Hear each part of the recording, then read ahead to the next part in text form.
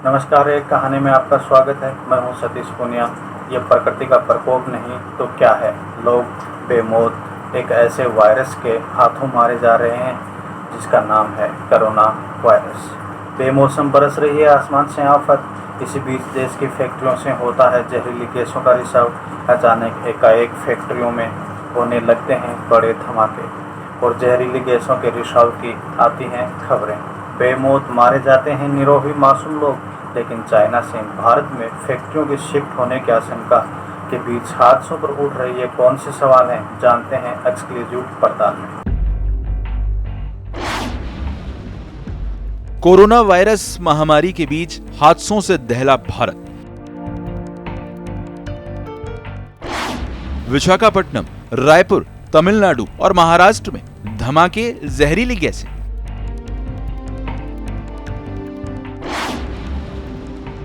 6 मई दिन बुधवार को छत्तीसगढ़ के रायपुर में हुई थी गैस लीक।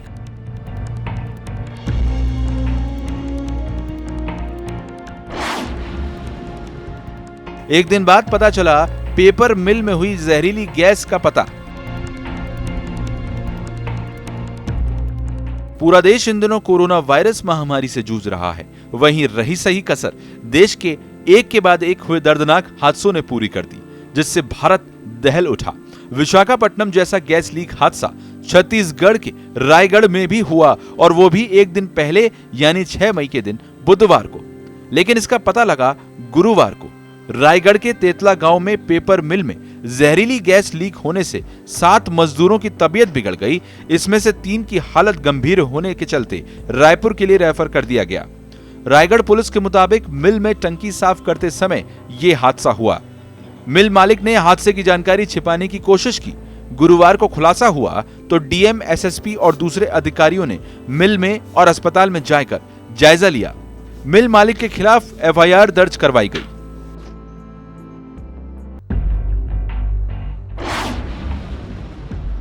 तारीख 7 मई दिन गुरुवार को विशाखापट्टनम हादसे से सहमा देश।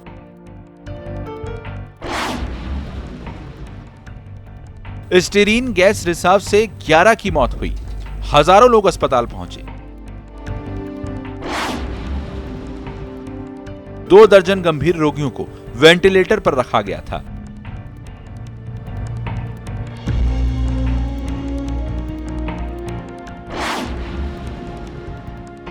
राज्य सरकार ने मृतकों के परिजनों को 1 करोड़ का मुआवजा दिया। इसके दूसरे ही दिन यानी 7 मई दिन गुरुवार को आंध्र प्रदेश के विशाखापट्टनम में अलसुबह हुए एक गैस लीक हादसे में 11 लोगों की जान चली गई।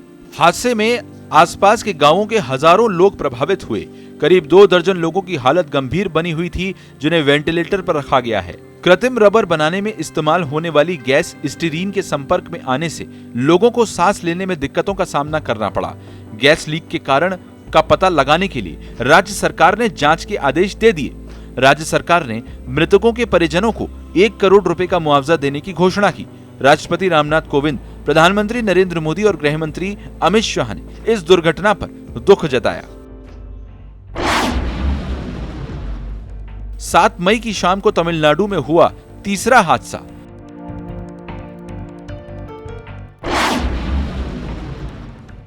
कडलूर जिले में पावर इकाई का बॉयलर फट गया। 8 लोग घायल हो गए।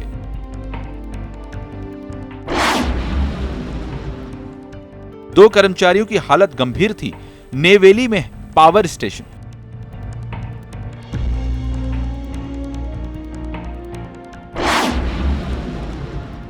खनन और ऊर्जा उत्पादन का काम करता है पावर स्टेशन।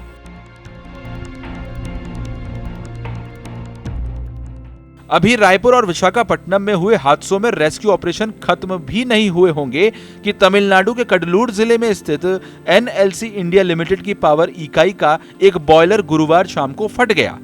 इसमें वहां काम कर रहे 2 संविदा कर्मचारी गंभीर रूप से झुलस गए, जबकि 6 लोग घायल हो गए।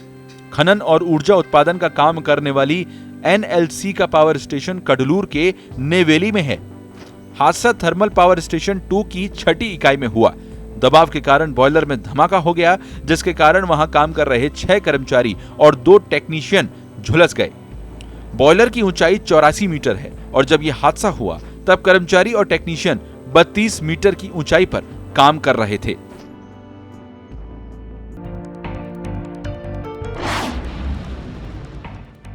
सात मई को ही महाराष्ट्र के नासिक में हुआ चौथा धमाका।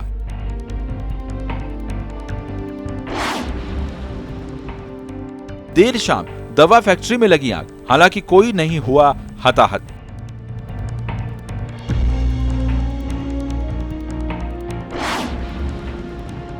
भारत में 2 दिन में 4 बड़े हादसों ने कई सवाल खड़े कर दिए।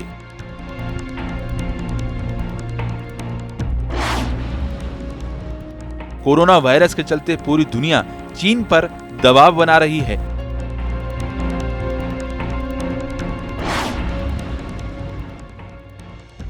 चीन की इंडस्ट्री के भारत में आने की संभावनाओं के बीच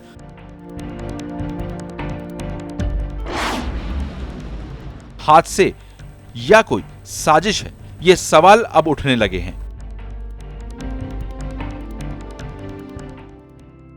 उधर चौथा मामला महाराष्ट्र के नासिक में सामने आया। वहां पर भी देर शाम एक दवा फैक्ट्री में आग लग गई।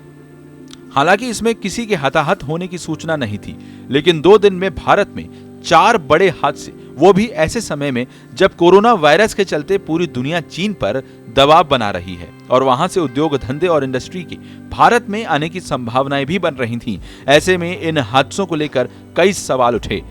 इसमें साजिश की आशंका भी जताई गई। आरोपों में है कितना दम और दावों में है कितनी सच्चाई, इसके लिए करना होगा कुछ और इंतजार। ब्यूरो रिपोर्ट, जन टीवी न्यूज, जयपुर।